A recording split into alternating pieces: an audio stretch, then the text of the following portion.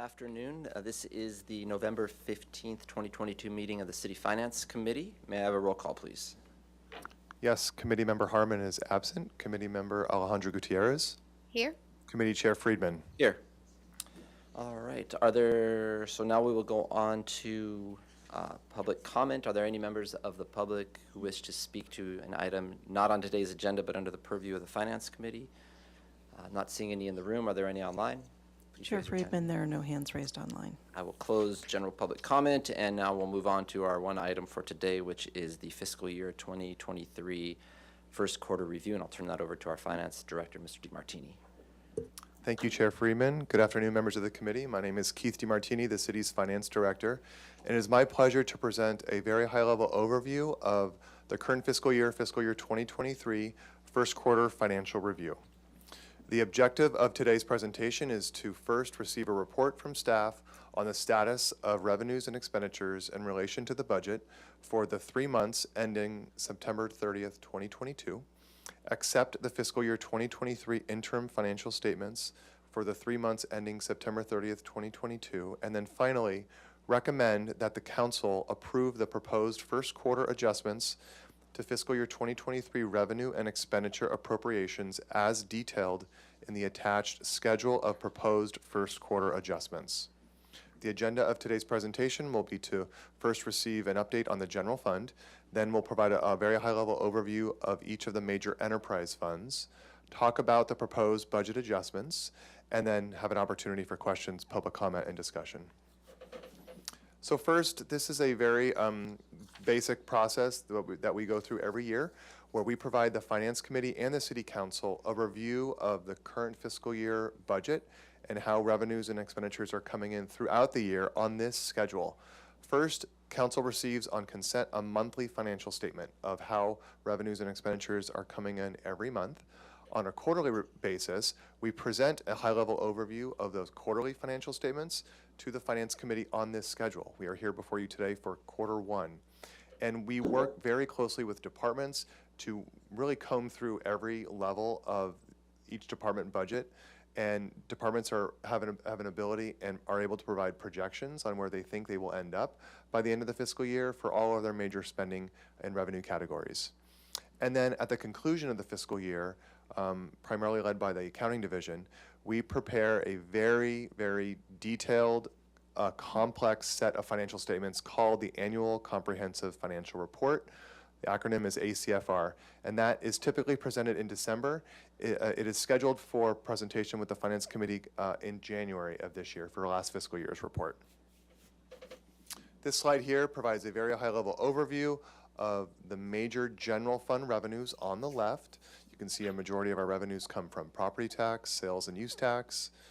Both sales and use tax are our primary one, also Measure C, our district sales tax, and transient occupancy tax and many other taxes and other revenues.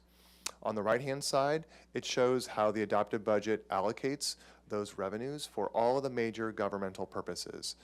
The general fund is primarily used to fund public safety, as you're very much aware, of police and fire services, but it also funds a number of other priority services, including community services, such as parks and recreation and library, as well as community development, public works, and a number of other functions.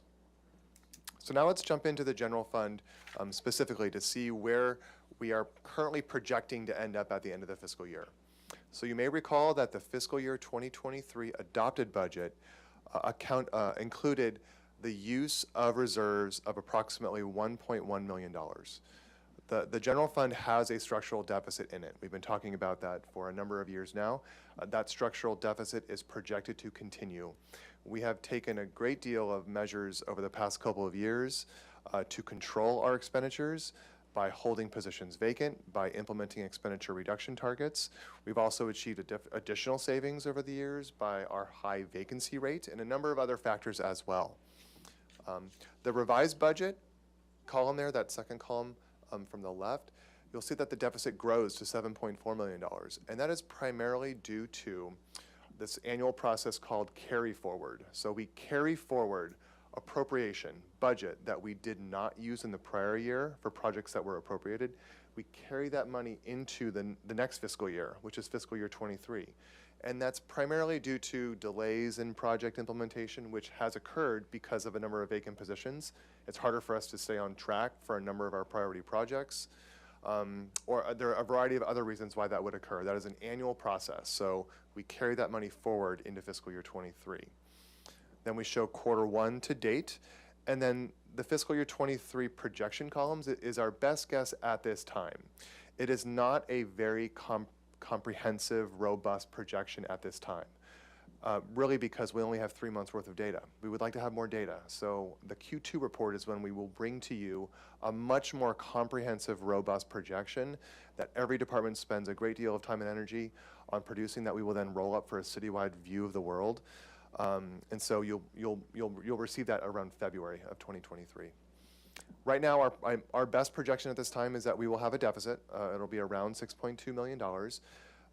There's an opportunity for adjustment here. Our revenues are coming in fairly strong, at least through the first 3 months of the fiscal year. We'll go into some detail today.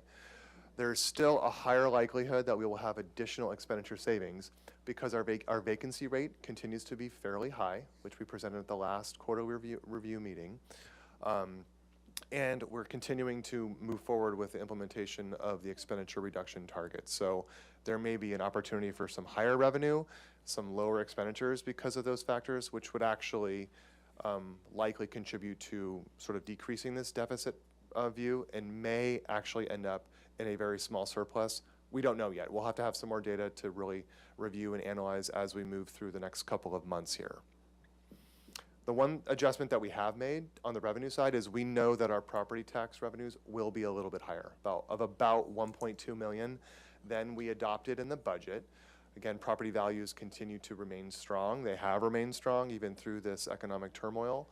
The number of actual property transactions continues to be very low, but the values, the assessed values, have remained very strong and steady. So on property tax, kind of talked about what's going on there. On sales tax, we're continuing to see very strong sales tax activities, mostly coming from online retail activities such as Amazon purchases. Our auto industry activities continue to be strong as well, both on car purchases and used car purchases as well, but also for gas station activity. And a lot of that is attributable to inflation. Inflation is a driver as to costs going up, which results in higher sales tax rates. We are looking at recession scenarios. We have sales tax consultants that we work with, and we review a great deal of economic information that comes from a variety of different sources. And recession scenarios are being evaluated right now. To what extent that will impact our local economy, to be determined, but we're evaluating it and we'll bring that information forward in future meetings. Transient occupancy tax continues to remain strong. We have reached pre-COVID levels, both with average daily rates, also with our occupancy. It is important to note, though, that that growth is tapering off. We are seeing that in the weekly reports that we get from Visit Santa Barbara, with information that we're getting from our remittances from the hotels directly. It is leveling off. So that potentially is a sign of some sort of a downturn in that industry, but sort of to what degree, to be determined. We'll bring that information forward. This table here is a more detailed view of the major tax sources in the general fund. We've highlighted some major trends with TOT and sales tax, which we talked about earlier. Surprisingly enough, utility user tax is showing a little bit of a growth quarter on quarter. And I believe that's primarily due to just energy costs, inflationary factors as it relates to utilities, such as garbage, such as energy consumption for electricity, so on and so forth. It's also important to note that cannabis has plateaued. It's actually coming down if you look at quarter on quarter comparison as well. So we'll monitor that closely. Not a big revenue source for us, but we'll monitor it closely. Now I'll turn it up to Ms. Natalia Glusik, the city's budget manager, who will present an overview of expenditures. Thank you, Mr. DeMartini. Thank you, Mr. DeMartini, Chairman Freeman, many members of the Bureaus. Still not on? Is it on? There you go. Still on now? Now it's on. Okay, thank you, Mr. DeMartini, Chairman Freeman, Committee Member Gutierrez. Thank you very much. Most of our departments have met or are on track to meet their portion of the $1 million expenditure reduction that we're requiring them to do. As Mr. De Martini mentioned, this is mostly done through vacancies and other operational efficiencies. And while we do continue to see some recovery in our revenue from the pandemic, we're still not at pre-pandemic levels, and we do project seeing a use of about $1 million of our reserves. Excellent. The budget numbers you see there in the second column include the department's portion of that $1 million reduction, as well as some budget adjustments that have been approved through the fiscal year thus far. A couple of notable items is that, again, much of the expenditure savings have been or will be achieved through salary and benefit savings due to our vacancies. The mayor and councils have large encumbrances from the Art and Economic Vitality Program at this point in the year. This is very normal as they promote community events such as Summer Solstice, Old Spanish Days, and they typically encumber these funds early on in the year, so we expect that large encumbrance. And fire has also met its reduction targets despite having some overages in their overtime, and this is mostly due to coverage issues, partly due to people being out on injuries. Next slide. Now I'm going to talk about okay, all right. I'll take it back from you, Ms. Glusick. Thank you. I'm just going to give a quick update on, now that you've heard sort of where we're at on revenues and also on expenditures, what that means to sort of the bottom line as it may impact our reserves. This is a slide we present every quarter. It shows the past couple of years of our reserve position in the general fund. The first line is our contingency reserve at 10%, our disaster reserve at 15%, then for a total reserve target of 25% of our annual operating expenditures. So in last fiscal year, or I'm sorry, in this current fiscal year, the reserve target in the general fund is $41.7 million. That's the targeted reserve per our reserve policy. Given where we are on revenues and potentially on expenditures, we are projecting at this time to be below our policy target of around $6.3 million for an actual reserve position of around $35.3 million. So that's kind of how this table works. Again, this is a very preliminary projection. We only have 3 months worth of data. We need time and more information from departments to be able to build a robust projection as we get closer into Q2, where we'll provide you with a much more detailed projection at this time. It's also important to note that we do reflect what the general fund is on the hook for as it relates to the underfunded position of the city's self-insurance fund. We've talked about the self-insurance fund at the Finance Committee on multiple occasions, and it is underfunded anywhere between, on this projection, of around $5.9 million for the general fund. So that actually reduces the reserve position in the general fund even further. So it's important to keep that in mind as we work through management and other decisions as it relates to the general fund. This graph here shows a 17-year trend of the city's general fund reserve position, showing both actual disaster reserves and contingency reserves, and that line shows the policy reserve target that is required in the city's reserve policy. And it shows that after the Great Recession, we made a lot of really great consistent progress in eventually reaching and achieving the reserve policy target in fiscal year 2015. Then we kind of teetered, and then COVID hit. In 2020, you see that we had to leverage our reserves pretty substantially in that fiscal year in order to continue to sustain operations. And then fiscal year 21 and 22, we again made a great deal of progress. We've implemented a great deal of fiscal discipline to be able to achieve a reserve position like this. And then in fiscal year 23, you can see it dips down again. Again, we are grappling with a structural deficit, and this trend actually is projected to continue unless we make sort of ongoing continual budget actions to be able to achieve a more favorable reserve position. So considerations for the current fiscal year and beyond. Again, the operating deficit before any budget actions were taken was around $4.2 million in the current fiscal year. We implemented expenditure reductions. We're using reserves. There's pressure as it relates to labor MOUs. In the adopted budget in fiscal year 23, we only assumed a 2% cost of living adjustment for all bargaining units.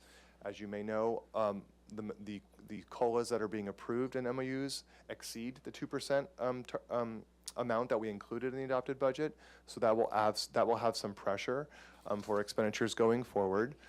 Pension costs continue to rise. We have high inflation, high vacancy rates. There's this fear of a recession. Again, To what degree, to what magnitude is to be determined. Our self-insurance fund reserves are below recommended level. So all of these things are factors for us to be considering, continue to consider, to watch, to evaluate, to bring updates to you all so that you have more information to make the best decisions possible. On December 6th at the regular city council meeting, we are working on a request that you made to us to bring forth the appropriation request for the fiscal year 22 general fund operating surplus. That was an item that we brought to the Finance Committee, which you recommended approval to the City Council. We will bring that to City Council on December 6th. That action that you will take at that meeting may have an impact on reserves as well. So I just want to make sure that you're aware of that also. So now I'll turn it back over to Ms. Glusick to provide an overview of the enterprise funds. Thank you, Mr. DeMartini. I'd like to give you a quick overview of the city's enterprise funds. Just as a reminder, the enterprise revenues are generated directly from their operations to pay for all of their operating and capital expenditures, and there's no general taxation support. So unlike the general subsidies, these tables show revenues and expenditures at the same time and their performance on the same chart. The staff report accompanying this presentation discusses each of these funds in more detail, but some general highlights. There are, again, cost savings across the board due to, again, unfilled vacancies and other operational savings. Downtown parking does continue to show some recovery after the COVID impacts, but they're still having issues with lower demand during the week. People are working from home. There's less traffic during the week. And also there's just less hourly demand during the workday. So that presents a challenge to them. The Santa Barbara Clean Energy Fund typically records its revenues 1 month in arrears, so you're only seeing 2 months of activity here, which is why they look a little bit low. The airport continues to see some sustained levels of, they continue to see sustained levels of commercial airline passenger activity since people have been able to travel again, which is lovely. But their vacancies in commercial and industrial lease space and timing with some of their percentage rent billing is causing their revenues to lag a little bit, but we do expect those to catch up with their budgeted amounts. Golf is still enjoying a favorable upswing with the wonderful weather that we have here, and also just being able to be an outside sport where people can socially distance. It remains popular, so they're doing very strong. And like downtown parking, Waterfront really felt the effects of COVID, but they're showing a much stronger recovery due to increased parking and restaurant revenues. As noted, parking, again, particularly hard hit by COVID, but they are recovering and they're back in black, as you can see, with their decreased demands for parking, et cetera. But some of the recovery that you're seeing is because of ARPA funds and support from the government section there. Clean Energy is a new fund, and they're just starting to get their revenues. They just started in October of 2021 to receive revenues, and so they're still recovering their startup costs.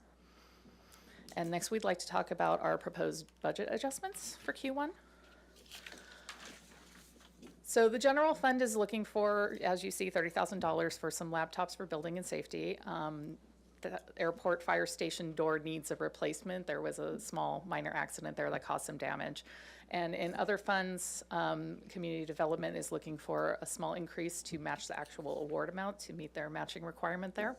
And airport is also asking for additional support, as well as waterfront and additional capital projects down there for for the dredging that is constantly ongoing down there, and some capital projects. So they're just asking for a couple of increases, and those are in detail on attachment 3.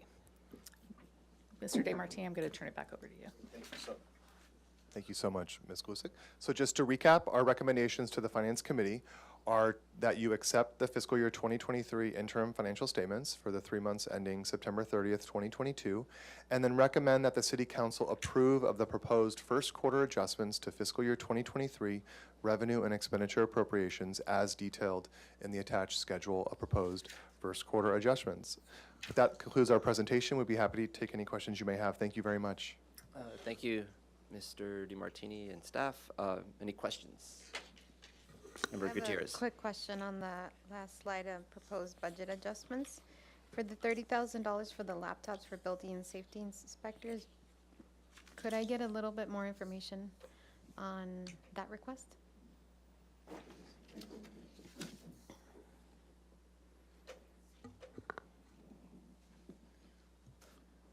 Good afternoon, Chair Friedman, committee members.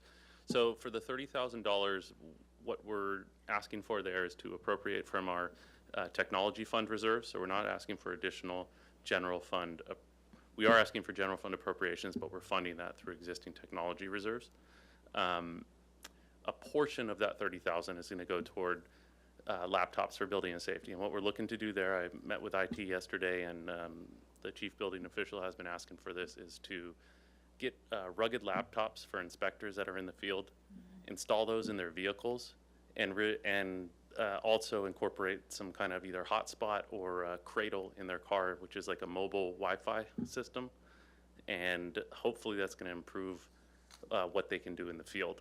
Because right now, they're generally working from phones, taking notes on the phones, and it's just not a great system. So we're just looking to, for a pretty minimal cost, hopefully improve operations in the field.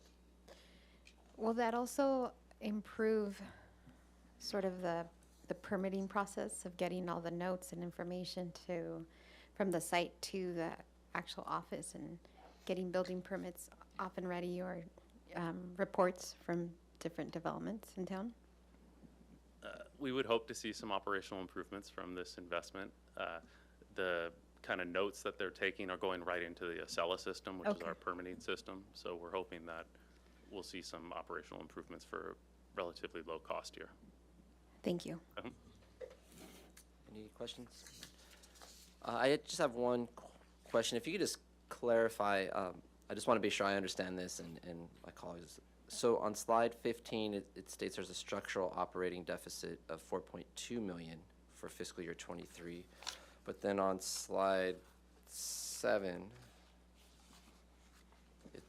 it shows the surplus deficit of 6.2 million.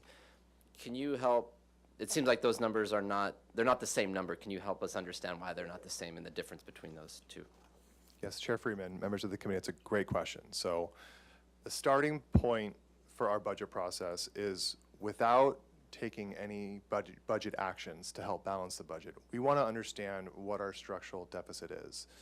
So before we did anything, when we presented the budget to the City Council initially, we presented a structural deficit of around, that was the $4.5 million number. Then working with the City Council, implementing strategies to help balance the budget, such as using reserves, such as implementing expenditure reduction targets, we then were able to bring that deficit down to the $1.1 million number, which is the first column here on the left-hand side. So then how you get from $1.1 million to the $6.2 million deficit, the main changes as to how you get to the 6.2 is what I said earlier in regards to the appropriation carry forward process. And so you'll see that the expenditure number of $185 million in the adopted budget column increases to $191 million in the revised budget. So the revised budget includes the appropriation for projects that were not completed in fiscal year 22 that are now planned to be completed in fiscal year 23. So we're carrying forward that expenditure appropriation into fiscal year 23. Thank you. You did go over that earlier, but then it made it seem a little off when I saw that one at the end, so thank you. I don't have any other questions, so I will open it up to, not hearing any others, I'll open it up to public comment. Don't see any members in the room, so I'll turn it online. If you are online and wish to speak, please raise your hand in the app. And are there any members online? Chair Friedman, there are no hands raised at this time. All right, I will close public comment, and just want to thank staff for the presentation and all the work that you put into this. And no, this is preliminary, and after Q2 we'll have some more data that will give us a better projection of where we're going as we head into budget season. So with that, we do need a motion to approve this. So is there a motion? I move a motion to approve the recommendations. Second. Motion is to approve staff recommendation by Member Gutierrez, second by Member Harmon. All in favor? Aye. No objections. Passes unanimously. And with that, this meeting is adjourned. Thank you.